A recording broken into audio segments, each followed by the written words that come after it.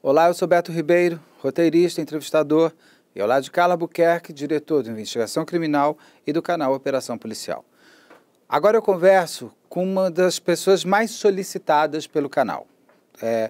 Há 10 anos a gente faz esse programa e eu acho que esse foi o caso mais pedido por todas as pessoas que assistem à investigação criminal. Eu converso agora com a Marion Terra, mãe de Lucas Terra, um menino de 15 anos que foi barbaramente assassinado em 2001, e a mãe e todo o resto da família esperam há 20 anos, há mais de 20 anos já, por justiça. Justiça por Lucas Terra e justiça por eles também. Quando uma pessoa morre numa família, não é só aquela pessoa que morreu que vai ser enterrada. Morre junto muitos sonhos de uma família inteira. Então, para isso, e para a família voltar a poder sonhar de novo, e se planejar de novo, ela precisa se sentir em paz junto com o ente que foi. E essa paz só chega com justiça. Então agora eu vou conversar com a Marion Terra, que é ela que vai me contar toda essa vida que você tem vivido em função do seu filho Lucas Terra. Para isso, Marion, como eu te contei um pouquinho antes da gente gravar, eu vou conversar com você como se eu não soubesse de nada, porque a história é sua e eu quero que você a conte. Então, se eventualmente eu fizer pergunta como se eu não tivesse feito pauta, eu fiz, eu sei, mas nem todo mundo que está assistindo sabe, e por isso que eu quero que essas pessoas conheçam a história do seu filho, a sua história por você. Para isso, primeiro, seja bem-vinda e muito obrigado pelo seu tempo. Obrigada. Para isso, eu quero viajar com você um pouco no tempo. Eu quero ir para o começo de tudo. Marion, como que essa história toda invadiu a sua vida? Como foi o começo de tudo? Bem, em 99, eu fui convidada pela minha irmã para ser chefe de cozinha na Itália, em Fidenza, perto de Salsa Maggiore. E a gente já estava com uma decisão de sair do Brasil, tanto eu quanto o Carlos, os meus 3 filhos homens, né? E eu ia levar o Lucas comigo. O Felipe era mais velho, o Carlinhos também são mais velhos, e o Lucas, ele tinha 14 anos na época. Então eu conversei com a minha irmã, olha, eu vou para aí, mas eu quero levar o Lucas comigo. E aí preparamos tudo, né, para a viagem. Ele disse que não queria ir, porque como meus filhos, um dos meus filhos, o Carlos, já morava em Salvador, o Lucas queria vir para Salvador para se despedir do irmão mais velho, né, antes de embarcar para a Itália. Então nós tomamos a decisão conjunta, eu, o Carlos e os meninos, né, que eu iria na frente para a Itália e eles viriam depois, né? Aí o Carlos embarcou para Salvador, eu embarquei para a Itália no dia 20 de dezembro de 99, e ele embarcou 6 de janeiro de 2000 e 6 de janeiro de 2001, ele embarcou para Salvador. E aí, de lá eu cheguei na Itália, tudo, a gente conversava, nós conversávamos todos os dias, havia um planejamento de voltar, eu passar 3 meses lá, começar a trabalhar. Nesses 3 meses que eu começaria a trabalhar, eu voltaria no mês de abril, reentraria no Brasil para fazer o permisso de lavoro. Eu fiquei esses 3 meses trabalhando já no restaurante, minha mãe tinha uma churrascaria Domingos, em Fidenza, né? E aí eu voltaria para Salvador no mês de abril, e aí faria os documentos e nós voltaríamos todos juntos. Então o tempo foi passando, eu passei esses 3 meses trabalhando lá, tudo indo bem, né? A gente não se comunicava todo dia, eu tinha meu horário de trabalho, mas a gente tinha um horário que a gente falava com todo mundo no Brasil, eu sempre falava com ele. E ele sempre falava que quando ele chegou em Salvador, imediatamente, ele foi para o bairro de Santa Cruz, onde estava meu esposo hospedado na casa de um amigo, que meu filho na época morava num apartamento pequeno, o Felipe foi para a casa dele, e meu esposo ficou na casa desse amigo muito antigo dele, e ficaram hospedados lá no bairro de Santa Cruz.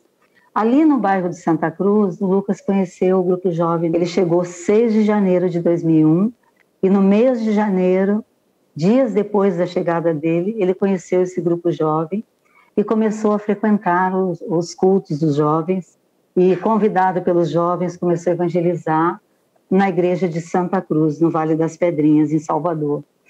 E todo dia eu falava com ele, ele dizia: mãe, olha, eu estou tão encantado com esse lugar aqui. Ele já era um menino cristão, ele se criou no evangelho, ele era um evangelizador. E ele falava todos os dias comigo, ele disse: mãe, eu não quero ir embora desse lugar, porque aqui é um poço de almas para me testificar de Cristo. É um poço de almas para me falar de Jesus. Mas eu dizia para ele: Lucas, todo lugar tu vai ter pessoas para te falar de Jesus. Aqui na Itália também tem pessoas que podem testificar de Jesus. Mas ele dizia: não, mãe, mas eu adoro esse lugar.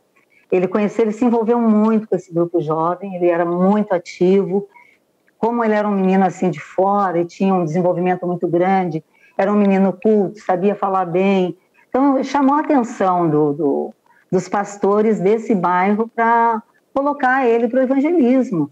Tanto que ele se destacava no evangelismo. Ele evangelizava todo mundo, ele descia uma região que tinha lá no Vale das Pedrinhas, chamada de Areal. Ele descia aquele lugar ali para falar de Cristo para os jovens que eram drogados, que eram do tráfico de droga, lá nessa região. E aí o tempo foi passando, nesse período da espera que eu voltasse, né? Quando foi no dia 21 de março de 2001, aconteceu o crime. E essa parte aí, ela mexe bastante comigo, porque eu estava trabalhando no restaurante, eu tenho 2 irmãs que moram na Itália, a Cláudia e a Marília, e as meninas sempre tinham uma amiga de trabalho que toda segunda-feira a gente tinha uma folga. Então a gente tinha o direito de sair, vir para Parma, porque Salsa Maggiore era fora de Parma. E aí a minha amiga cheguei e disse: olha, vamos, que eu quero, como eu vou viajar em abril, eu quero levar umas coisas pro Lucas, tal, porque ele já deu todas as roupas dele lá. E aí ela disse assim: Marião, vamos então. Aí quando a gente estava indo, a Marília ligou para a Jaque, que era minha amiga, e disse assim: ó, Marião, eu estou aqui no Centro Torre com a Cláudia, que era um shopping, vem para cá, a gente quer se reunir junto. Elas já estavam sabendo alguma coisa, mas não tinham coragem de me contar.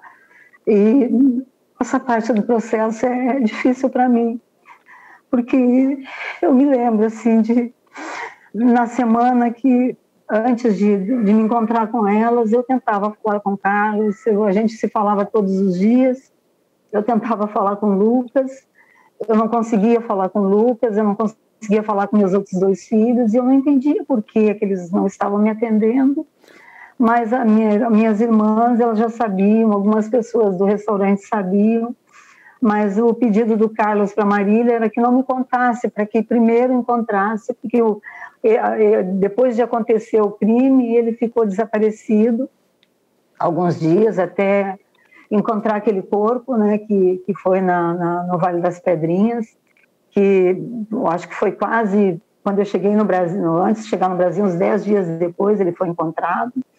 E a minha irmã, quando eu encontrei minhas irmãs, eu não entendia por quê, porque tanto a Cláudia quanto a Marília, elas estavam um tempo sem se falar, foi besteira, elas não estavam se falando, e aí elas me encontraram junto. Então naquele momento ali a Cláudia chorava muito, porque a Cláudia é uma das minhas irmãs que cuidou muito do Lucas quando era pequeno, e ela chorava, e eu perguntava: Cláudia, por que tu tá chorando? Ela dizia assim: não, é porque eu não tô bem, eu tô chateada com o Jorge, com meu marido. E eu disse: poxa, mas fica calma. E a gente tentando assim relaxar, mas eu percebi algo estranho. Aí a Marília chegou e disse assim: tá, a gente já tomou um café aqui, vamos num restaurante chinês, que ela gostava muito de me levar no restaurante chinês.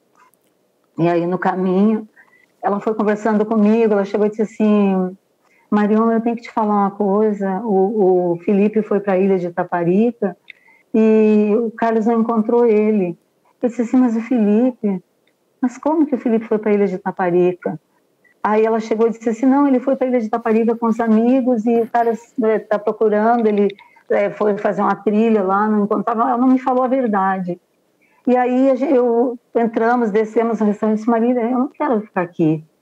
Eu quero voltar para casa, me leva para casa, porque eu quero ligar para o Carlos. Eu quero saber o que está acontecendo, porque eu não consigo falar com ele há mais de uma semana. Só para situar... E eu quero saber. Marion, desculpa, só para situar, o Carlos era o pai do Lucas, o seu marido, é isso? Meu esposo, e o pai Carlos do Lucas, Terra. que estava aqui no Brasil, estava em Salvador. Estava em Salvador com meus 3 filhos, estavam todos eles aqui, porque a irmã dele mora em Salvador também. Tá. Então, como a gente já ia definitivamente embora, ele veio junto com os meninos, com o Felipe e com o Luquinhas, né, que o Carlinhos já estava aqui, e aí, nesse período, ele ficou... Eu sempre falava com ele, quase que todo dia a gente se falava, já fazia alguns dias que eu não falava. Então, quando nós chegamos no restaurante, eu disse, Marília, eu não quero ficar aqui, eu quero ir embora, porque tem alguma coisa errada. Porque o Carlos nunca ficou sem falar comigo, assim, a gente até, quando eu saí do Rio de Janeiro para vir para a Itália, nós combinamos de nos falar todos os dias, porque eu nunca tinha deixado meus filhos na responsabilidade deles sozinhos. Sempre que eu fazia alguma coisa, eu envolvia eles. Então, eles estavam sempre comigo. E aí, eu voltei para casa e tentava ligar, e aí eu não conseguia falar com eles, eu não conseguia. E eu sou uma pessoa que acredita em Deus, eu sou cristã, não sou uma pessoa que desrespeita outros segmentos religiosos, mas eu sou cristã. E todos nós somos, né? E eu, nesse dia, minha irmã voltou comigo, eu entrei, porque dentro da casa dela tinha uma outra parte, uma casa vazia do lado que era ligada à casa dela, eu entrei para lá e comecei a pedir para Deus falar comigo, pedir misericórdia, disse, meu Deus, eu não consegui, tentando ligar, não conseguia. Aí, de repente, eu abri uma passagem na Bíblia que falava sobre a morte de Lázaro. Aí, quando começou a falar da morte de Lázaro, eu entendi que alguma coisa tinha acontecido com o Lucas, que era o único dos meus filhos que estava ligado na fé, na palavra de Deus, na Bíblia. Ele era muito fiel a Deus, era um menino muito temente a Deus. Ele tinha assim, um zelo, tanto que ele, muitas vezes, até brincadeiras com os irmãos, ele sempre corrigia, parecia que ele era o mais velho dos irmãos, porque ele tinha uma mentalidade, assim, uma cabeça muito avançado. Ele sempre falava para eles quando iam sair, diz, olha, se cuide, não ande em tal lugar, não se envolva com gente com drogas. Ele sempre falava isso. E aí eu comecei a chorar, comecei a gritar, falar com a minha irmã, disse, eu sei o que aconteceu. Aconteceu alguma coisa com o Lucas, porque eu não consigo falar com o Carlos. E eu comecei a gritar, saí correndo, ela saiu atrás de mim. Eu não conseguia enxergar nada na minha frente, porque eu só pensava assim, meu Deus, meu Luquinhas, não. E nesse momento, assim, eu entrei em um desespero tão grande, aí eu comecei a ligar novamente, consegui falar com um amigo do Carlos, o Gervásio, um amigo onde ele estava hospedado. Ele disse assim, Marion, eu disse, Gervásio, o que está acontecendo? Eu já sei tudo. Aí ele chegou e disse assim, o Lucas está morto. Eu entrei no desespero, disse, meu Deus, mas o que aconteceu? O que aconteceu com ele? Por que o Carlos não fala comigo? E aí a minha irmã correu atrás de mim, me abraçou, me fez voltar para casa. Mas eu não conseguia imaginar, assim, como eu ia chegar no Brasil sem ver meu filho de novo. Faziam 4 meses que eu não via ele. Eu não conseguia entender porque o que tinha acontecido, de meu Deus, o que aconteceu? E aí consegui falar com o meu filho mais velho, ele começou a me contar, disse, mãe, tem que voltar. Eu imediatamente voltei, foi assim, uma das viagens mais longas da minha vida, mais difícil da minha vida, foi a volta. Mas eu pensei assim, que eu voltando para o Brasil, e eu estava esperando para ser enterrado. Faltava só ser enterrado. E aí eu disse, meu Deus, eles não me falaram que ele tinha sido queimado vivo, então eu vinha falando com minha irmã, poxa, Marília, eu quero abraçar ele. O que eu mais quero na minha vida é poder abraçar meu filho. E quando eu cheguei aqui, me deparei com a situação dele ter sido queimado vivo. E eu disse, meu Deus, por que o que fizeram com meu filho? E aí quando eu cheguei no aeroporto, que nós chegamos em São Paulo primeiro, para depois ir para Salvador, Nós descemos em São Paulo ali, eu recebi atendimento médico, né? Porque eu estava muito nervosa, e calmante. Pensando em tomar outra viagem direto a Salvador. Chegando em Salvador, eu fui direto para casa. O Carlos não estava lá. Aí começou o corpo já... Eles não tinham reconhecido ainda o corpo, né, do Lucas. E aí eu disse, meu Deus, até agora não sabe se é ele, não tinha certeza se era ele, aquele corpo que havia encontrado, né? Porque ele foi queimado vivo, ele foi tirado da Igreja Universal, num carro da Igreja Universal. São 3 igrejas envolvidas, Pituba, Rio Vermelho e Santa Cruz. Ele foi tirado da igreja da Pituba e foi levado para o Rio Vermelho, onde houve cativeiro. Depois eles tinham um bingo na frente dessa igreja do Rio Vermelho, era um antigo cinema, e eles cortaram a janela dos fundos e tiraram o corpo pelos fundos para queimar na Vasco da Gama. Então eles tinham certeza que era um corpo que jamais seria reconhecido, porque ele só foi encontrado nesse terreno da Vasco da Gama 4 dias depois, porque eles procuravam, e eles queimaram e colocaram naquele terreno lá. Quando ele foi, para ter um pessoal que encontrou antes, um pessoal que estava ali limpando, uns mendigos encontraram e chamaram a polícia. E aí a gente pensou, não, agora encontrou o corpo, vai ser identificado e a gente vai poder sepultar. Mas aí é que começou, de fato, a nossa luta, porque o corpo foi para a ML. Eles não diziam que era o Lucas, porque um corpo carbonizado, ele incha, e aí eles, não existia na época em Salvador, a medicina forense não era tão desenvolvida como hoje no Brasil, não existia DNA para um corpo carbonizado, então todo o corpo que era queimado vivo aqui na Bahia, eles mandavam para Coimbra, em Portugal, e aí eu e o Carlos, a minha irmã, também uma pessoa bastante ativa, disse, olha, Marião, vamos para a imprensa. Nós começamos a chamar a atenção da imprensa, falamos com o primeiro jornalista até que fez a matéria aqui na Bahia, hoje nem está mais, foi do Jornal à Tarde, que nos deu assim, um amparo muito grande para pedir, eu ia todo dia, eu ia para a frente da ML e pedia atenção, exatamente o que está se passando hoje. Pedir atenção do governador, pedir atenção da polícia, pedir atenção de todo mundo para que fizessem o DNA, fizessem alguma coisa para que a gente, depois de perder o filho, para que a gente tivesse o direito, porque quando um filho morre, o luto da família, que fecha o luto ali naquele momento de desespero, da dor, é o sepultamento. Então nós levamos 43 dias para sepultar. Nós tivemos que nós descobrimos que tinha um laboratório em São Paulo, que era o Leme, que hoje ele está na Bahia, ele veio para a Bahia na época do crime. 42 dias depois, nós conseguimos provar para o Estado, para que o Estado liberasse o corpo e nos desse o direito de tirar o Lucas dali e sepultar. Isso porque de tanta gente bater na imprensa, falar através da imprensa, pedir para os órgãos de responsáveis por isso aí, que liberasse o corpo para a gente sepultar, para que a família tivesse pelo menos um enterro decente para o filho.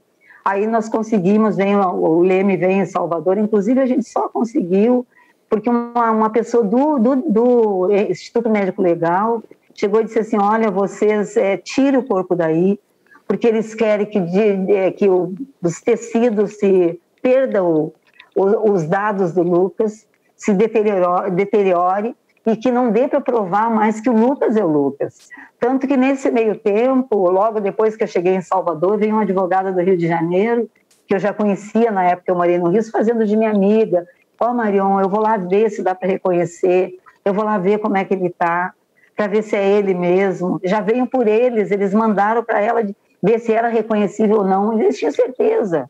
Eles tinham tanta certeza que não ia reconhecer o corpo, na impunidade que chegou até hoje, eles sempre tiveram certezas da impunidade, porque eles sempre tiveram caminhos abertos para agir. Então, nós chegamos aos 42 dias, o Leme conseguiu provar que aquele corpo que estava ali era do Lucas, e aí nós sepultamos o Lucas, 42 dias depois. E aí é que começou, de fato, o processo, no início ali, os passos do processo. Era um pai e uma mãe que eram puros, achavam que justiça era justiça. que nós íamos ser amparados pela justiça, porque não foi um crime qualquer, não foi um crime de um assalto, de um traficante de droga, de um bandido chegar a subtrair um bem, que muitas pessoas perdem a vida dessa forma. Foi uma criança pura, que tinha sido assassinada, com os responsáveis por onde que ele saiu, no início ali, quando ele desapareceu, não falei essa parte, ele foi levado pelo Silvio Galiza, ele foi tirado do bairro de Santa Cruz e levado para o Rio Vermelho para um propósito de oração, um propósito da Santíssima Trindade, onde o Galiza era o Deus, o Lucas era o filho, e um terceiro jovem, o Gilson, era o Espírito Santo. Só que esse jovem aí desapareceu. Ele não morreu, mas ele desapareceu, a família desapareceu. Era amigo do Lucas, era um outro menino candidato a obreiro, que na época desapareceu. Então, tu tem um filho ali, perde teu filho dessa forma, o que tu espera é que a justiça ela seja feita, é que seja investigada, que realmente não seja tratado como um crime qualquer. Foi um crime. Aí nós começamos a andar para cá, andar para lá e buscar por justiça. Foi uma dificuldade. Olha, para você ter uma ideia, Beto, o princípio do processo ali foi a coisa mais difícil do mundo, porque o processo caiu numa delegacia, existia uma jurisdição, o corpo foi encontrado na Vasco da Gama. Um lado era homicídios, o outro lado era uma outra delegacia que não era homicídios, era furtos e roubos. Acabou o delegado da furtos e roubos ficando com crime, e homicídios não ficou pela jurisdição. Então aí começou as dificuldades para rolar testemunhas, para chamar as testemunhas, os jovens que eram amigos do Lucas, que estavam ali junto com ele todos os dias. Então isso aí foi muito difícil, foi um processo muito difícil para ser montado. E a gente assim com aquela pureza, com aquela coisa, achando que eles estavam assim, que a gente tinha que deixar eles trabalhar. Aí o Carlos começou a fazer os protestos, ele fez greve de fome na frente do Ministério Público. Nós fizemos inúmeras coisas. Ele em 2001 para 2002, em janeiro de 2002, ele foi para Genebra, na Suíça.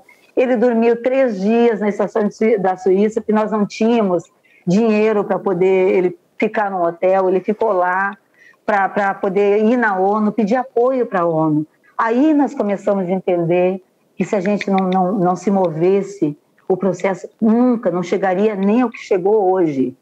Não chegaria.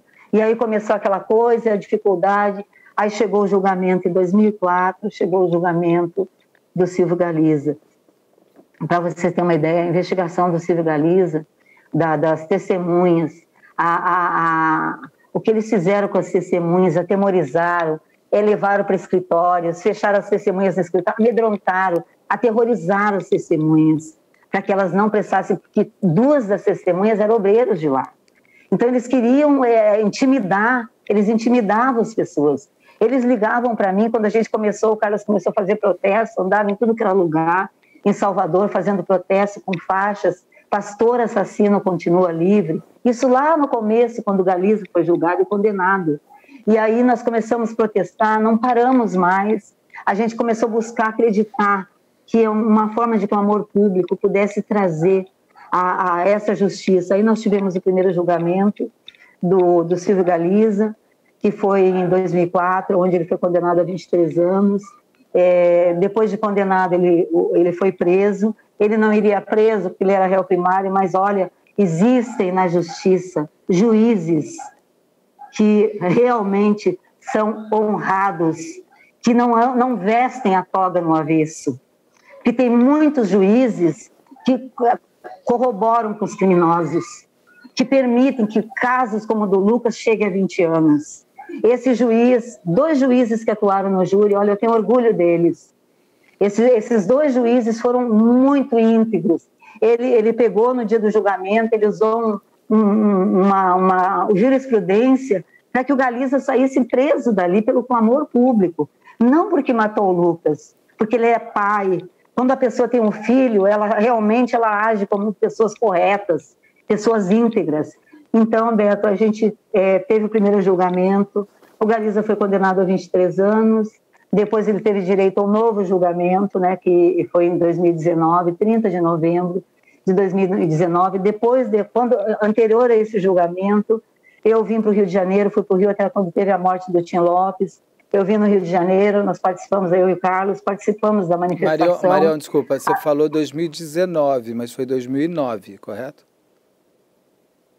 É 30 de novembro de 2009. O segundo julgamento foi em 2009. Não, desculpa. 2009, 30 de novembro de 2009. E aí nós viemos para o Rio, né, que teve a manifestação do Tim Lopes, nós fomos para participar. E aí eu fui para frente da Globo, levei aquela carta da ONU, que Brasil que mata, Brasil da impunidade, que nós levamos na ONU. E aí, nesse tempo aí, lá no Rio, eu comecei a soltar aquela carta na frente da Globo, pedi para que chamar a atenção do Linha Direta. Aí nós depois voltamos para Salvador, Linha Direta na época, o pessoal do Linha Direta nos chamou, eles iam fazer quando teve Linha Direta, e foi ali no início.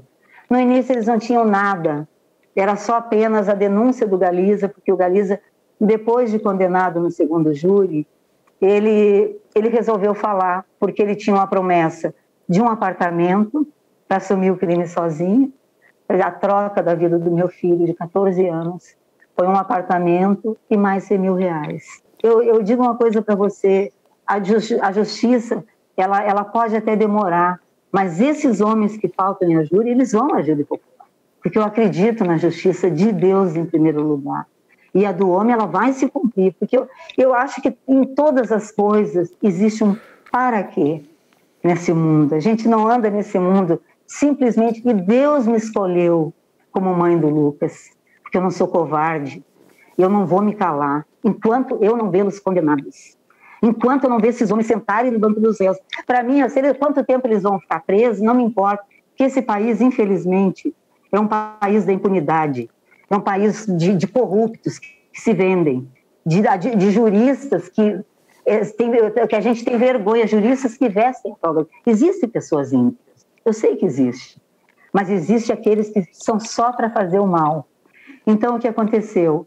Saiu no Linha Direta, o Galiza, ele acharam que ia ter um efeito, o julgamento de 2009, ele foi condenado novamente, né, 19 anos, e aí o que aconteceu? Na hora da sentença, foi 7-0. Todos os jurados votaram para que ele fosse condenado novamente. Beto, foi um processo, assim, de muitos desdobramentos. Na realidade, esse júri, ele era para ter acontecido em 2018. 2018, eles recorreram um agravo no STJ e eles esqueceram que daquele agravo ali, eles podiam agravar da decisão do ministro Lewandowski. Só que eles esqueceram de recorrer. Saiu a decisão, 42 dias depois que eles se lembraram. Aí foi julgado intempestivo. Aí a decisão do STJ mandou o processo de volta para Salvador para que houvesse o júri popular, para que acontecesse esse julgamento tão esperado já em 2018, já 18 anos depois. E aí o que aconteceu? O processo foi para a vara do júri, só faltava rolar testemunhas e entrar em pauta como hoje.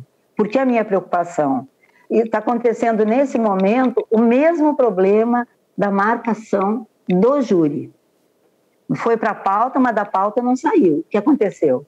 O ministro Lewandowski puxou para o STF e simplesmente inocentou Fernando Joel. E aí foi assim um abalo, meu esposo já estava doente, foi um abalo muito grande para nós, porque 20 anos, quem tá falhando aí? Sim. Foi um processo de um crime contra a vida, de uma criança. Não, eu quero assim pedir, olha, encarecidamente para esses homens que são juristas, que têm filhos, presidente do Tribunal de Justiça da Bahia, 20 anos.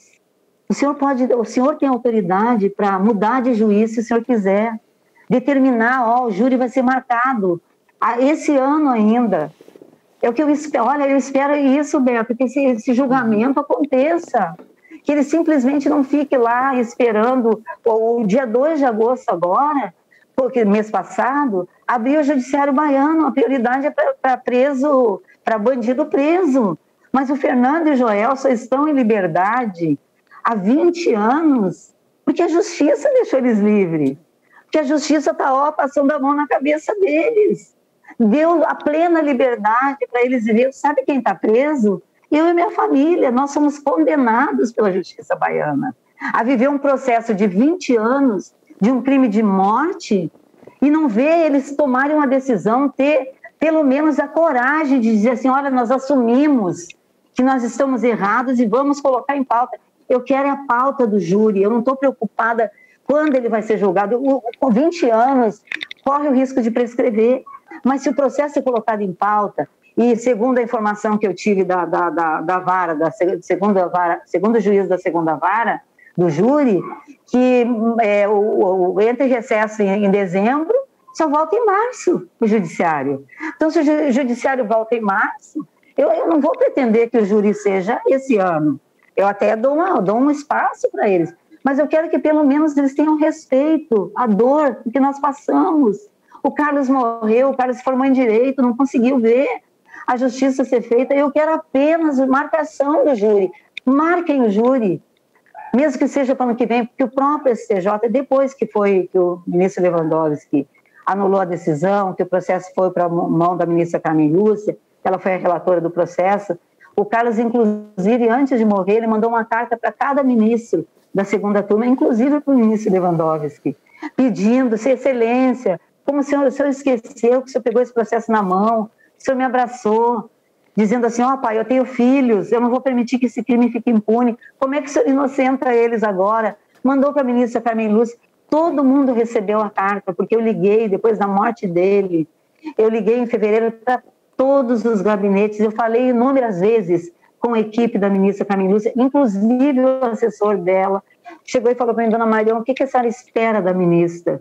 O que a senhora espera que a ministra faça com essa decisão de se, olha, eu espero em primeiro lugar em Deus, eu espero que a ministra Carmen Lúcia, como mãe, que ela olhe para esse processo como mãe, como se fosse o filho dela que tivesse sido assassinado, e que ela mande esses bandidos para a júri popular. O ano passado, em plena pandemia, eles recorreram novamente. É uma brincadeira, existe agravos nesse processo, de processo civil, de processo trabalhista. Olha o absurdo, meu Deus do céu. Isso é triste, sabia? Isso é triste, brincar com a vida de uma criança dessa maneira. Não é a minha vida, é a vida do meu filho. Eu não consigo parar, Beto, de pensar. Por que eles estão nos punindo dessa forma? Por quê? Eu só quero júri popular, eu só quero que eles sejam julgados para que eu possa ter paz. Eu peço a Deus todos os dias que me dê força para me continuar essa caminhada, para me continuar até o final, para me conseguir vê-los sentarem no banco dos réus, para que a justiça, o conselho de sentença da Bahia, sejam homens escolhidos por Deus, pais comprometidos com a verdade e com a justiça, que tenham coragem de condenar esses assassinos que estão livremente aí, tendo uma vida de paz, uma vida de tranquilidade. Olha, eu passei por um período agora de pandemia, eu refleti muito, eu tive problemas de depressão, de muitas coisas assim, problemas emocionais eu tive, porque eu parei, não pude fazer mais nada, enquanto eu estou me movimentando, eu estou seguindo em frente, eu parei 2 anos. Então eu pedia muito para Deus, meu Deus, me dá força, não deixa eu entrar em desespero, para que eu possa ver esses homens serem julgados, para que alguém nessa Bahia, que algum homem de coragem, um desembargador, um presidente do Tribunal de Justiça, parem com isso. Façam o que é certo, façam o que é correto, não deixem mais esses homens impunes. Marion, a gente vai entrar a fundo em todos esses 20 anos de luta e também falar do futuro próximo, que é o júri e tudo mais. Mas eu queria agora que você me ajudasse a conhecer um pouco mais do Lucas. Quem era o Lucas? Quais eram os sonhos dele? Qual é esse tamanho de falta que ele te faz? De um menino tão jovem que teve uma vida tão curta, mas tão profunda e tão intensa com vocês. Como que era a família junto com ele com vocês? Como que era o Lucas no seu dia a dia? A gente era uma família com três filhos homens na época. O Felipe tinha 19 anos, né? O Luquinha sempre foi o mais protegido, né? Porque era o mais menor da família, né? E a gente morou durante 10 anos no Rio, nesse período antes de voltar para Salvador. Ele estudava, ele gostava muito de jogar bola, ele ia para a praia jogar bola com os amigos de escola. Ele adorava andar de bicicleta, a gente morava ali, ele andava no calçadão. Era um menino doce, era um menino que, quando minha mãe morreu, minha mãe faleceu em 99, ele sempre tinha uma palavra de consolo para dar, ele tinha um equilíbrio muito grande para a idade dele. Era um menino muito doce mesmo, não tinha boca para nada, ele me pedia para ir a algum lugar e eu não deixava, quando eu dizia assim, não, ele chorava assim, acocado, que ele tinha uma mania de ficar acocado assim, e botava, por que tu deixa o Felipe sair, deixa o meu outro irmão sair, e tu não deixa eu sair? Eu digo, mas é porque eu me preocupo, eu posso ir contigo? Ele disse, não, eu quero sair com ele, quem é que vai te levar? Aí eu mandava ele trazer, ficava com pena, mandava vir o pessoal que ia junto, sim, um adulto junto, para se responsabilizar, um cuidado, né? Eu tinha assim, um cuidado tão grande por ele, sabe, Beto? Porque ele era um menino assim muito doce, era um menino muito temente a Deus, era meu companheiro de oração. Eu orava de madrugada, às vezes, a gente orava ao lado da Top Bira, ali do lado do Copacabana Palace. Sempre tive uma mania de orar pela madrugada, e às vezes eu orava de madrugada, quando eu via, estava ele atrás de mim orando. Ele tinha uma biblinha que ele ganhou da avó dele, da minha mãe, pequenininha assim, ele cresceu com aquelas mãos grandonas. Essa Bíblia hoje é um rolinho, ela virou um rolo, porque ele era grande. Ele com aquela biblinha na mão, dormia sempre com a Bíblia, orava sempre, era um menino muito temente a Deus. Mas eu comecei a divulgar o livro me deu uma coragem muito grande, porque o livro eu comecei a divulgar em faculdades, eu me tornei uma pessoa pública, falando do livro, 14 mil livros eu divulguei na Bahia, então eu me tornei pública, uma pessoa que todo mundo conhecia, mãe do Lucas Terra, então foi a forma que eu me coloquei publicamente para proteger meus filhos. Você falou do livro, só para a gente já situar também, esse livro qual livro que é? Esse livro aqui, Lucas Terra Atraído pela Obediência, ele é a 10ª edição, só que eu não tenho mais ele na pandemia, agora acabou ele físico. Foi o seu marido que escreveu, né? Ele escreveu, ele é tema de muitos TCCs aqui na Bahia, muito estudado. A gente tem aqui, direito. A gente lê o PDF aqui também. O Carlos mandou, né, para você.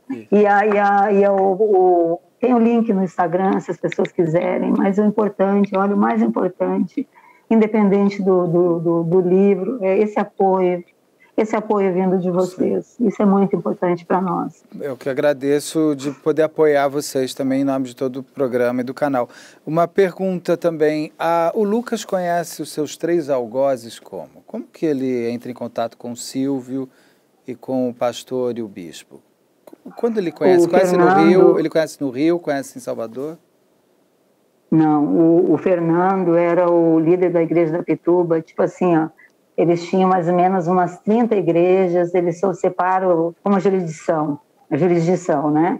O Fernando comandava a Pituba, que pegava Nordeste, Rio Vermelho, onde era o Joel era do Rio Vermelho, Santa Cruz e mais de 30 e poucas igrejas, né? E aí ele comandava, então qualquer uma decisão, o Lucas foi colocado como candidato obreiro, porque ele se destacou no evangelismo, então para eles cresceram o olho no número de pessoas que ele levava para a igreja. Então ele já, imediatamente eles colocaram ele como auxiliar de obreiro. O Galiza ele conhecia porque ele era o líder do grupo jovem da Santa Cruz, depois ele foi transferido para o Rio Vermelho, foi ele que buscou o Lucas naquela noite. A gente não sabe o porquê, que até agora não foi explicado por que ele buscou o Lucas da igreja da Santa Cruz e levou sem autorização do meu esposo para o Rio Vermelho.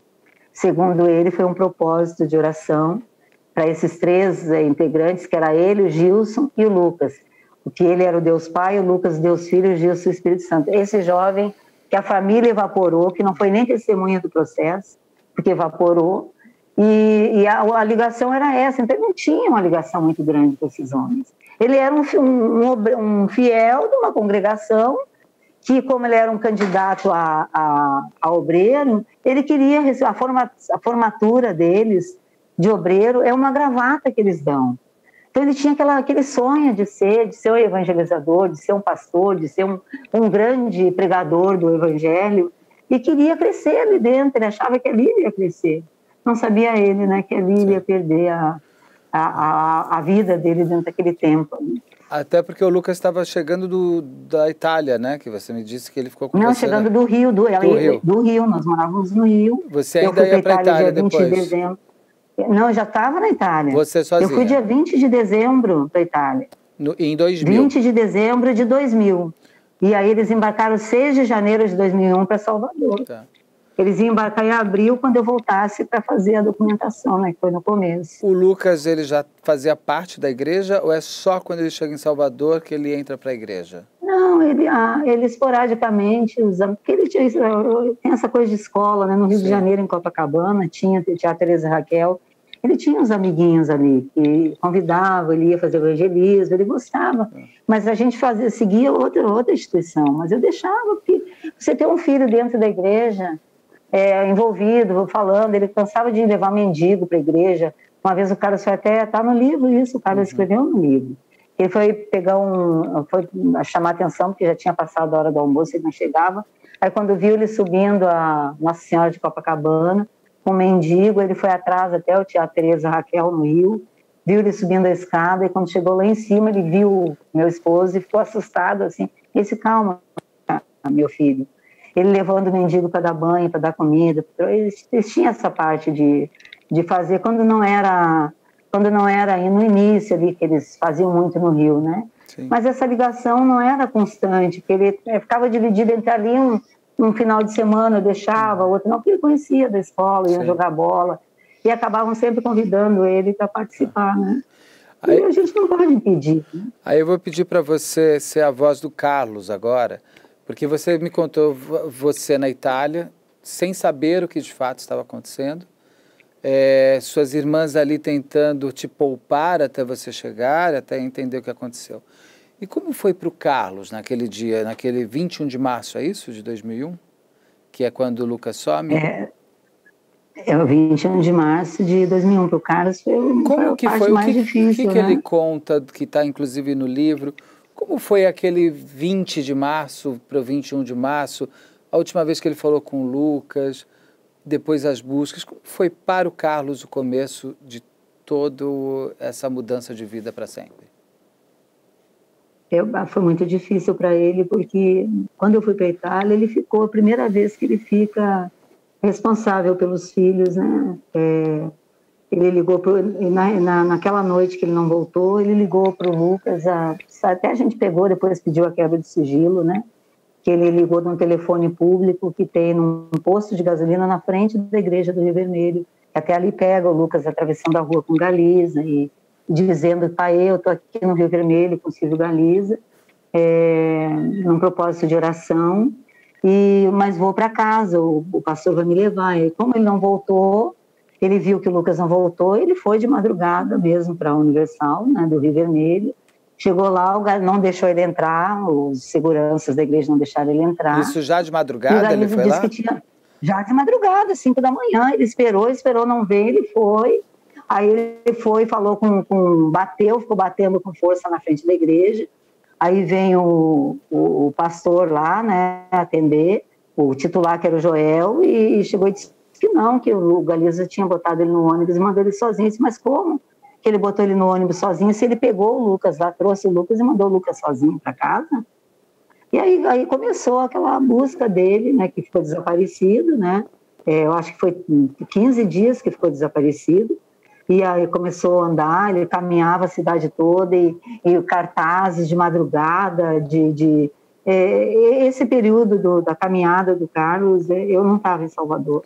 Mas eu só cheguei depois, eu cheguei só em abril em Salvador. Mas ele deve ter te contado, ele ali no livro... O Carlos deve ter te contado bastante.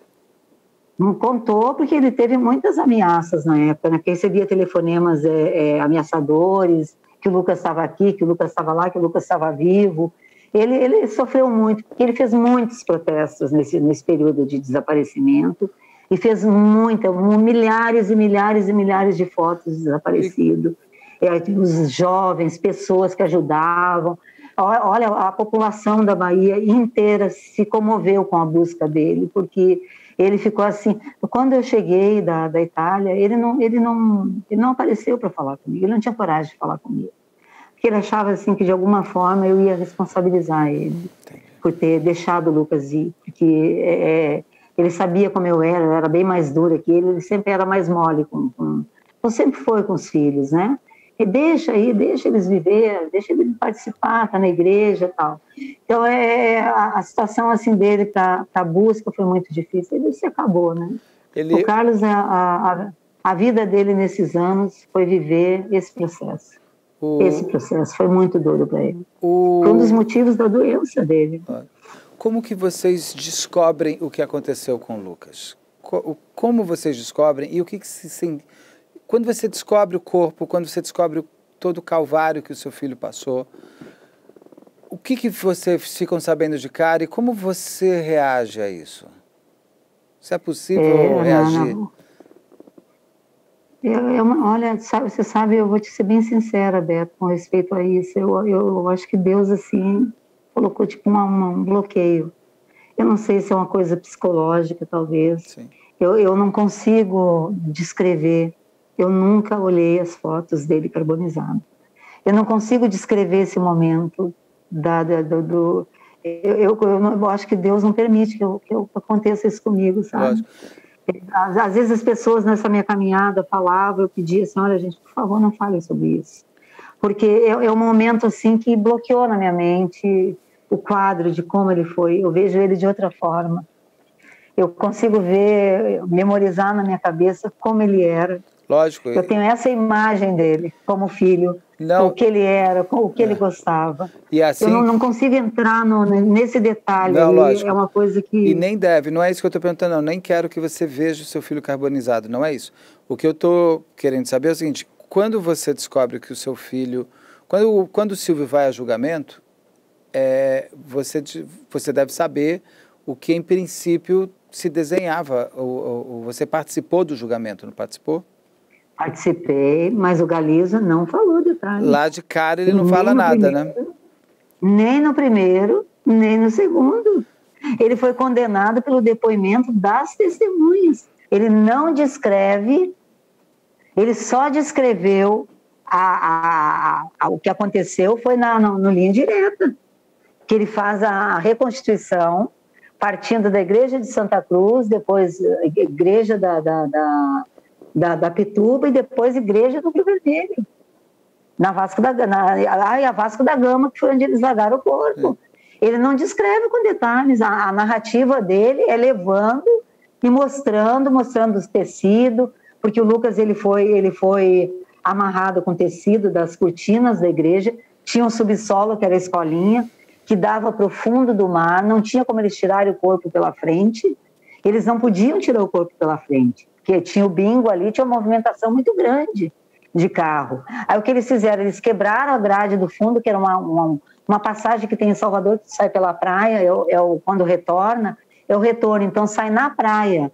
A igreja fica quase encostada na rua, eles tiraram por trás e colocaram numa Kombi o corpo do Lucas dentro de um caixote, amarrado, amordaçado. Por que ele estava amordaçado?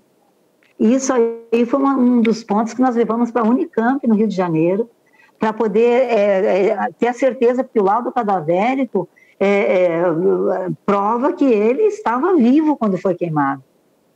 Vivo quando foi queimado. Nós levamos para ser analisado o laudo cadavérico dele na Unicamp, em São Paulo. E depois na Universidade Federal do Rio de Janeiro. Então, tiraram dali, levaram para o Rio Vermelho, colocaram, tipo assim, como se fosse um ritual que eles estivessem fazendo. Eu assim, sinceramente, eu não consigo descrever a covardia. Tu sabe que é um crime que qualificadora, foi um crime um crime hediondo, triplamente qualificado, com emprego de fogo, requinte de crueldade, sem direito. Ele foi torturado, porque ele ficou, depois de ter... Ele tinha fundamento de crânio. Segundo Galiza, na reconstituição dele, ele fala que o Lucas levou pancada na cabeça do Bis Fernando e do Joel Miranda. E tu sabe que quando o meu esposo teve que fazer o transporte, que ele foi enterrado num cemitério aqui em Salvador, que foi doado na época, depois nós transferimos para o Bosque da Paz, ele levou os restos mortais do Lucas dentro, ele tinha fundamento de crânio. E isso não consta nos autos do processo? No laudo cadavérico dele, que ele tinha fundamento de crânio. Ele teve fundamento de crânio, foi torturado, ele foi amarrado, foi torturado, não tem crime de tortura nos autos do processo. Ele foi torturado, tanto que quando eu estive na ONU, que eu falei com um dos representantes da ONU em Genebra, ele me convidou para mim ir para Washington, para mim ir para os Estados Unidos, para levar o caso para a ONU, que é um crime de tortura, existe um poder por trás desse crime. A tortura está na história do Lucas e não tem crime de tortura nos autos. Porque a tortura psicológica, a tortura do corpo da criança, tortura para a família, tortura de poder, de dinheiro, de manobras, aquela coisa nos bastidores. Então, são coisas que a gente passou nesse processo que é uma vergonha. É uma vergonha existir na justiça brasileira. A gente não tem que ter alguém que se levante para derrubar isso. Não vamos julgar, vamos criar coragem para acabar com essa vergonha para o próprio judiciário baiano.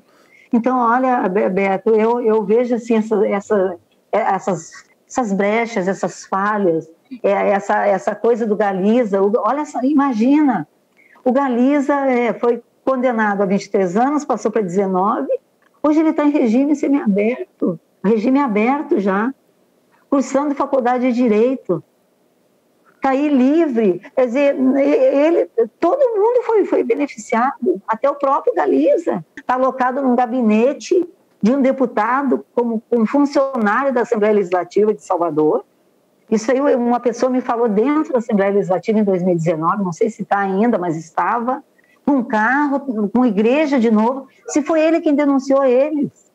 Ele que fez a reconstituição do crime, que chamou o Ministério Público, declarou para o Ministério Público que ele ia receber dinheiro.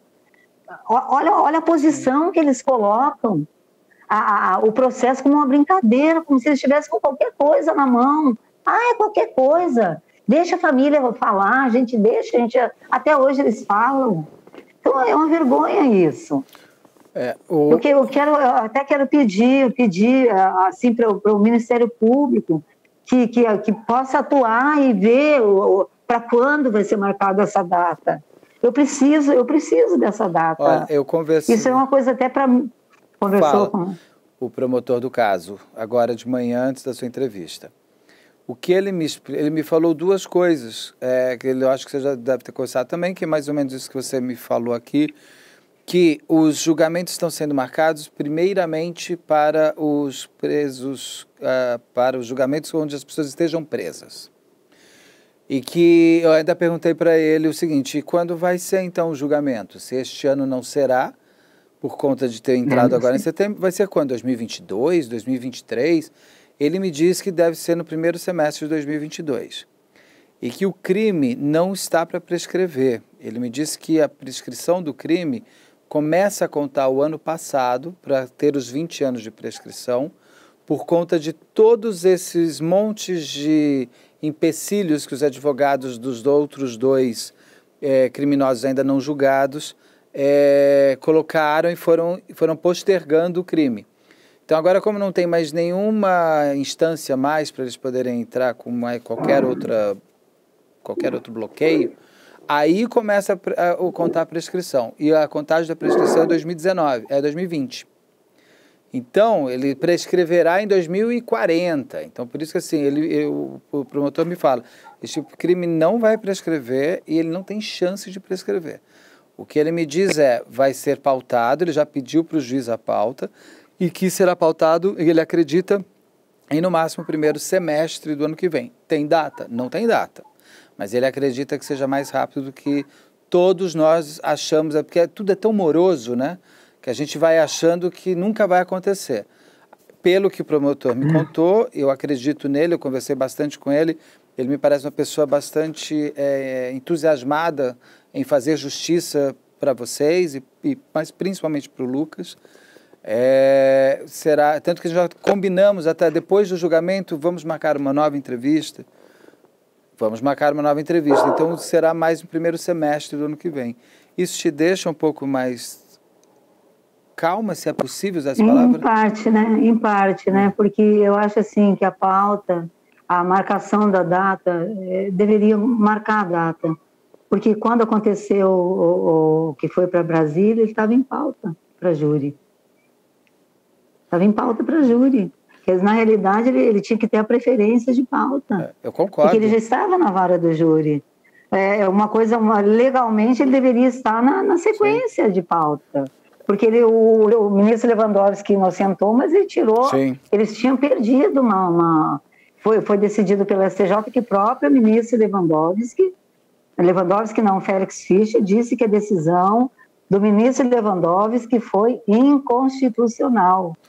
Então, se foi uma decisão inconstitucional, vale a pauta de 2018. Concordo. Ele estava em pauta para ser marcada a data.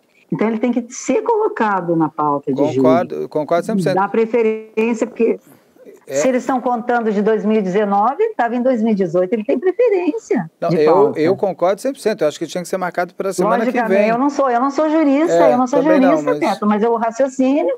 Eu leio muito, eu leio tudo de direito para me informar, para me saber. Eu não quero fazer direito, que para mim direito, me desculpa até a minha forma de pensar, mas para mim direito só é direito para quem tem dinheiro, infelizmente. Então, minha forma de ver dessa forma, eu respeito muito, não todo tipo mas eu acho assim que é uma inversão de valores muito grande, que ele sempre pende para o lado daquele que pode mais. Infelizmente, Sim. né? Não, aí eu fico assim um pouco... Não, pode falar, eu fico assim um pouco... Fico um pouco desanimada com essa... Segundo semestre, volta em março, né? Imagina, vai esperar passar essas festas, que provavelmente vai ter carnaval, tudo, para ver se estão com Covid de novo. E aí que vão pensar em marcar. Eu acho muito injusto. Eu acho injusto isso. Assim, estou decepcionada. Eu concordo 100% com você. Esse julgamento já tinha que ter sido realizado ontem. Porque eu até sou bem tranquilo em falar, mas eles vão me dar mais tempo para incomodar. Só isso, porque eu não vou parar. Não, nem pode. Você tem vontade de conversar com o Silvio e os outros dois? Não tenho. Você tem vontade de perguntar para eles por quê ou isso já nem te interessa mais? Não me interessa, não me interessa, Beto, porque tu imagina assim, te coloca assim como pessoa no meu lugar. Eu perdi meu filho, eu estou vivendo há 20 anos lutando para que haja justiça. Eles são, as fotos, eu recebo sempre fotos de seguidores, né? Eu recebi foto do Joel Miranda de asilo pastoral no Rio de Janeiro, em casamento, em festa, o Fernando em praças, fazendo movimentações. O Carlos tem todas as fotos aí que o pessoal manda, né, meu filho. E aí eu vejo, eles têm uma vida normal. Para eles, assim, a morte do Lucas tipo assim, eles já esqueceram. Eles esqueceram, mas eu não esqueço que eles mataram o Lucas. Eu não esqueço que eles mataram o meu filho. Eu espero todos os dias vê-los sentar no banco dos réus. Essa é a minha esperança. E serem julgados e condenados. E eu tenho certeza que quando eles sentarem... Para mim, eu hoje não vejo nem assim ser preso. Mas o que sacramenta a culpabilidade deles é o júri popular, é o conselho de sentença. Ali, fecha o ciclo de impunidade. Enquanto não há júri, é como se eles não tivessem matado o meu filho, mas eles mataram. E eles estão vivendo livremente como se não tivessem matado. Não quero olhar para a cara deles, eu quero que eles sejam julgados, condenados. Aí sim eu vou ter paz. Aí sim eu vou poder dizer, combati o bom combate da justiça. Esse combate eu não quero perder. Eu quero que Deus me dê vida. Olha, eu tenho assim, passado pelo momento assim, de muitos check-ups. Eu estou me cuidando muito para Deus me dar saúde, para não acontecer comigo o que aconteceu com o Carlos, que ele esperou tanto esse júri.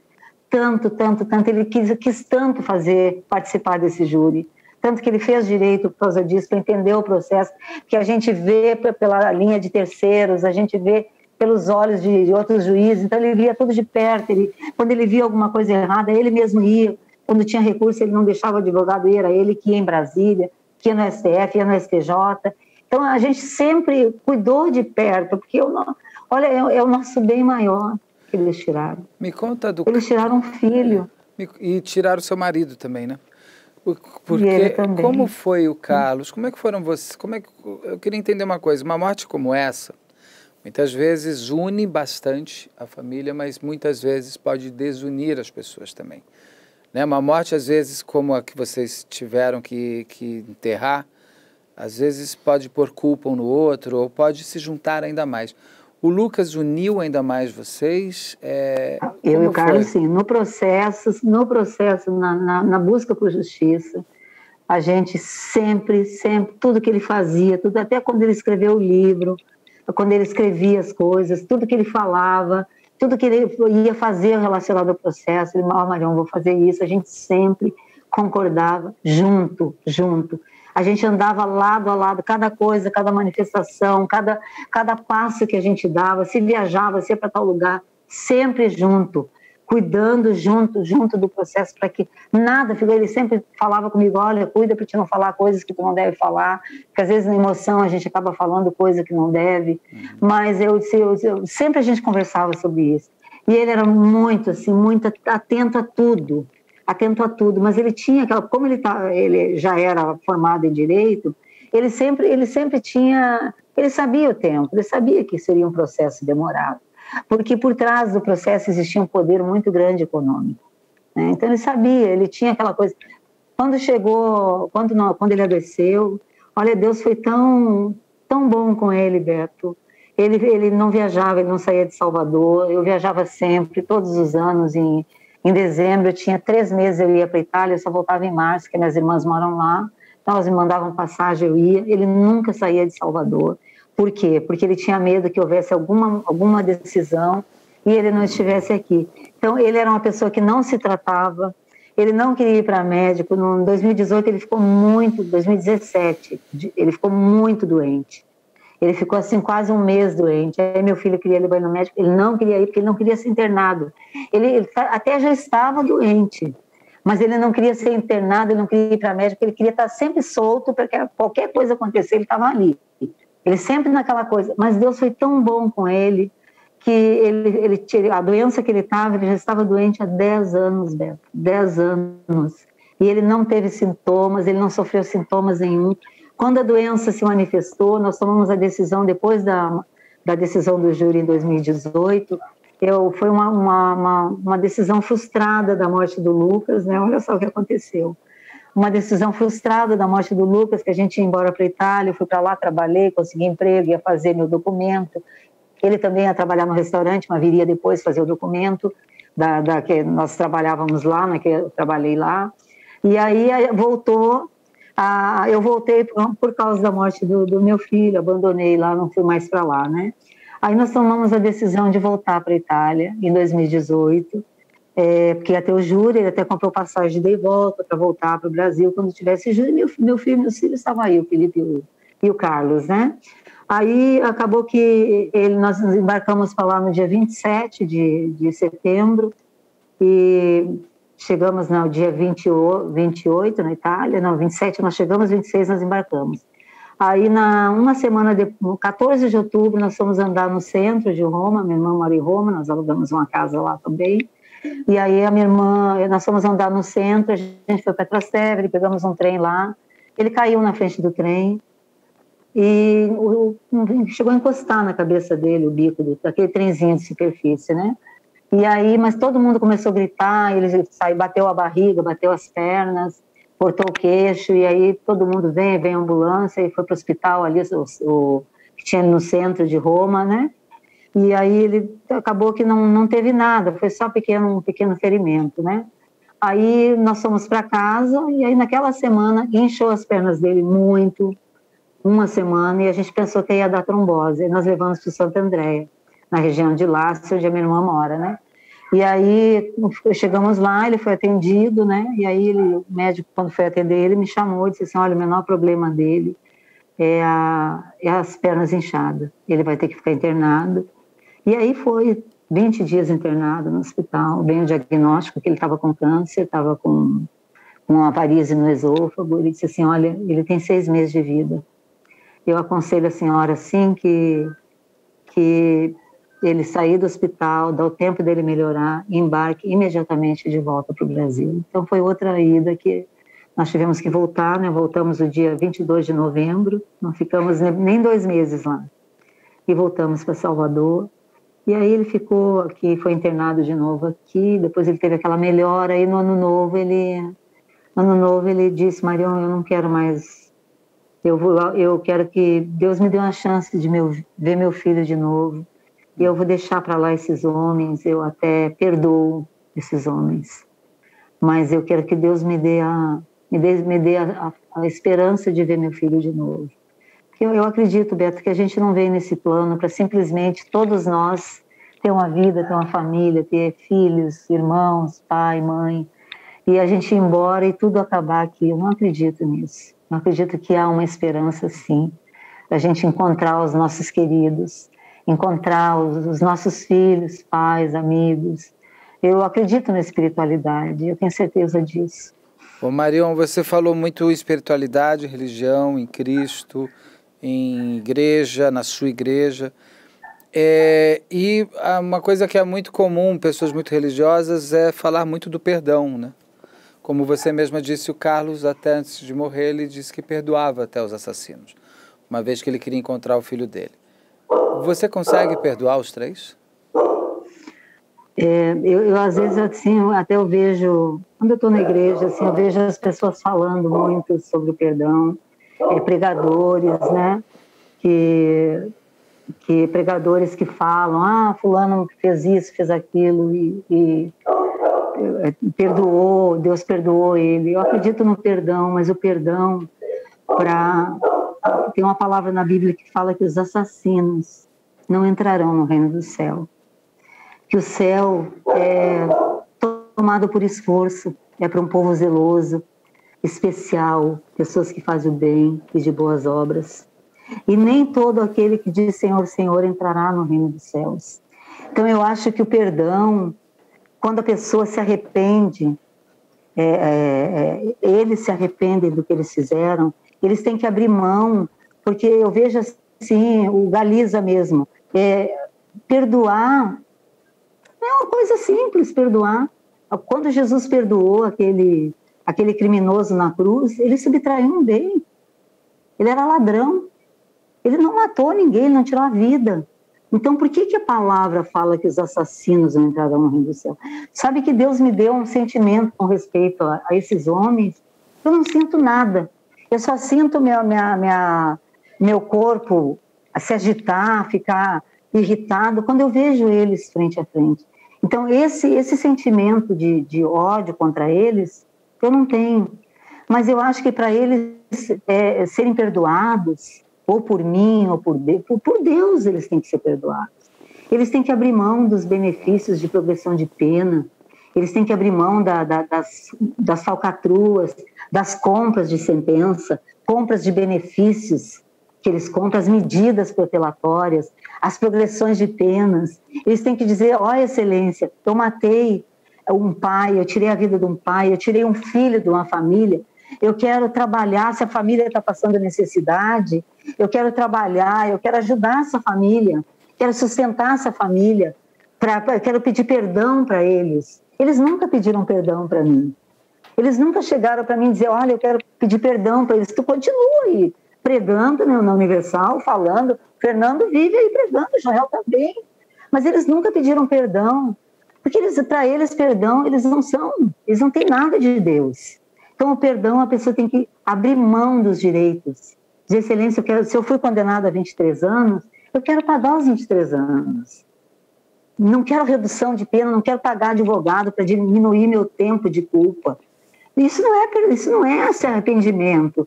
Então, eu acho assim, é uma palavra, perdão, é uma palavra muito, muito, muito, muito, muito especial. Mas é uma palavra que a gente tem que pensar. Tem pessoas que, eu perdoo fulano e depois sofrem, tem depressão e fica remoendo. Eu não sinto nada por eles. Eu te digo assim, Deus assim me deu um sentimento de leveza quando eu falo deles, eu quero a justiça. O meu sentimento, de fato e de verdade, eu tenho sede de justiça. De justiça, isso eu tenho sede. Esse sentimento que me deixa assim, chega a tremer meu corpo, é justiça, é o que eu quero. E se um dia eles forem condenados e condenados pelo júri popular e forem presos e quiserem me pedir perdão, eles podem me pedir perdão. Que eu vou dizer assim, olha, vocês vão pagar pelo que vocês fizeram e Deus vai ter misericórdia de vocês. Deus vai perdoar vocês. Eu não sou ninguém para perdoar. E nem pedir perdão, eu não sou ninguém. Eu sou apenas a mãe da criança que vocês mataram. Eu quero que vocês se arrependam pelo que vocês fizeram e assumam o que vocês fizeram. Parem de pagar advogados bilionários para facilitar a vida de vocês. 20 anos. Esse tempo aí, meu Deus do céu, esse tempo aí quem perdeu foi nós. Nós é que fomos castigados e punidos por eles. Os seus 2 outros filhos também foram castigados nesse tempo, né? Como é que foram para os irmãos deles? Um dos meus filhos, ele tem essa dificuldade muito grande de se envolver com o caso, de falar. Ele não gosta de falar porque ele era o mais próximo, né? O cara já morava fora, né? O meu filho mais velho já morava em Salvador, então ele já era mais próximo do Lucas. Ele não gosta muito assim de falar, ele sente muito ainda, ele realmente ele não entra em detalhes. Quando começa a falar assim, agora assim, o Carlos depois da morte do meu esposo, ele tem me ajudado bastante, a gente tem andado junto, né? Ele inclusive está fazendo direito também, né? E está bem envolvido já no processo, né? Falando junto, sempre fala com a advogada, está sempre por dentro de tudo, né? Mas a família é uma marca que não sai nunca mais, né? Se perder que se você tivesse sepultado e não tivesse sido uma morte trágica, criminosa como foi, da forma que foi, da maneira que eles fizeram, né? Talvez a gente tivesse superado, mas não superamos não, ninguém superou. Tem momentos assim difíceis para todo mundo e não é fácil. Porque a gente está sempre vivendo isso aí para eles, a gente não fechou o luto. É um luto que não acabou ainda para nós, né? Até porque o Lucas não foi arrancado de você. Eles tentaram apagar o Lucas, né? E eles tentaram apagar uma pessoa. Eles torturaram o Lucas. E tentaram sumir, apagar, desaparecer. Então você não conseguiria nem a justiça quase. E que bom que você tem essa força e os seus filhos e seu marido que te ajudou, esteve ao seu lado tanto. E que os seus filhos também aí estão juntos de você, em especial o Carlos, que está te apoiando tanto agora. Eu tenho meus netos também, né? Tenho netos. É possível sorrir, Marion? É possível, às vezes, você se desligar um pouco e estar feliz? Ou é impossível? Eu tenho olha, tenho, sabe por quê? Porque eu tenho uma neta, são 3 homens, né, e uma mulher, e a neta mora comigo. E essa minha neta foi um presente de Deus para mim, porque ela, assim, ninguém toma o lugar de um filho, né?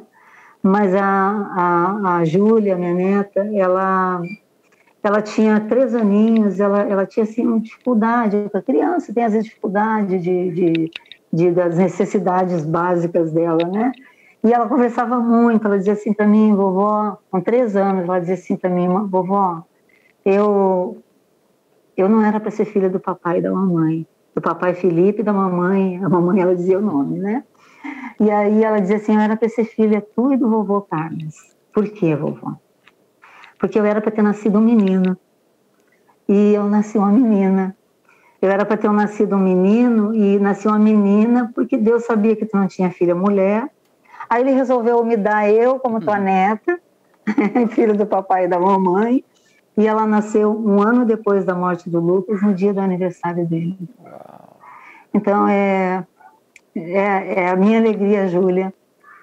Meus netos todos, eu amo todos os meus netos, mas ela em especial, porque é minha companheira, está sempre comigo. Ela mora comigo já há bastante tempo e é um presente de Deus na minha vida. Ela não ocupa o lugar do meu Luquinhas, ela sabe, né, que eu Eu sempre falo do Lucas, tudo, ela sabe que eu vivo sempre meu filhinho querido, né? Mas ela, assim, ela me deu força, sabe? Ela é um presente que me faz sorrir, é um presente que me dá alegria. A primeira viagem dela para a Europa, ela foi comigo, a gente passeou, andou em Parma, depois fomos para Milão. Então, é assim, uma dádiva de Deus. Deus é perfeito. Ele sabe como nos suprir, Ele sabe como nos fortalecer, nos tornar fortes. Ele usa formas que muitas vezes, quando uma mãe está passando por uma dor tão grande, a gente não entende. Mas eu recebi assim de coração a resposta de Deus na minha vida. E eu tenho força para sorrir, porque a morte, para aqueles que têm uma esperança em Cristo, é um até breve. É só um até breve. Eu sempre falo para as pessoas, quando eu vejo alguém que perde seus entes queridos, eu disse, olha, acredite que a gente não veio nesse plano para morrer e simplesmente nunca mais ver os nossos queridos. É até breve. Então eu tenho uma esperança em Cristo, que eu um dia vou abraçar meu filho na eternidade. E eu tenho que ser feliz, porque eu tenho esperança. Esses homens não têm. E essa esperança deles não é essa. Porque o dia que eles morrerem, eles vão pagar lá do outro lado, pelo que eles fizeram. Todos eles vão pagar. Todos eles que estão envolvidos nesse crime, que protegem esse crime, vão pagar. Porque existe a lei do retorno. Existe a lei do retorno. Eu torço muito. Eu agradeço a Deus. Eu torço muito para que isso aconteça, para que você tenha a paz inteira, para que você veja a sua justiça. Eu achei muito bonito, você falou, é um roteiro da vida que é sempre, só a vida sabe escrever, né? Um ano depois do Lucas morrer, nasce a Júlia, no dia do aniversário do Lucas, você vive a morte... 19 de outubro. Você vive a morte e a vida em um ano. E essa moça, que já deve estar uma moça hoje, a Júlia tem quantos anos hoje? 19 anos agora em outubro. Né? E uma moça linda, linda. E que bom que quando você fala dela, você sorri, você fica feliz, porque é importante também conseguir que o fardo seja um pouco menos pesado, né? Verdade. Marião, eu quero te fazer um convite quando depois do julgamento, a gente conversar de novo, para eu saber como você está, como foi o julgamento, quais foram as suas surpresas, as suas frustrações, o seu sucesso, a sua felicidade, pós esse dia tão esperado há 20 anos.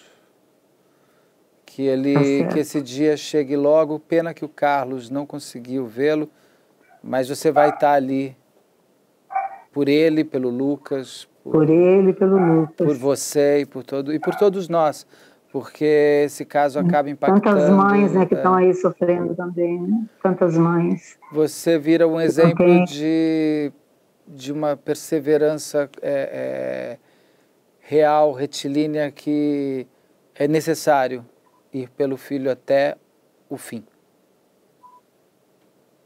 E parabéns mesmo pela sua força. Tem mais alguma coisa que você queira me contar do caso? Eu não quis entrar em outros assuntos que eu ia entrar, porque eu acho que não vou fazer isso com uma mãe. Eu acho que as coisas todas mais importantes de você lutar pela justiça, o que você está me falando. Mas tem mais alguma coisa que você queira me contar que eu não te perguntei? Eu acho, Beto, que dessa forma foi bem explicada, né? Assim, dessa caminhada, foi bem explicado, né? Eu conversei com a Marião Terra, a mãe do Lucas Terra, um dos casos mais solicitados no canal. Foi uma conversa muito forte, muito intensa, como todo caso e como a Marião merece ser. E que bom que o Lucas teve a família que teve. A tragédia aconteceu, mas o nome dele não foi esquecido. E parabéns para a família Terra por essa perseverança, e com certeza a gente volta a conversar muito em breve, depois do julgamento dos últimos 2 criminosos, que é os que faltam serem julgados ainda. Obrigado.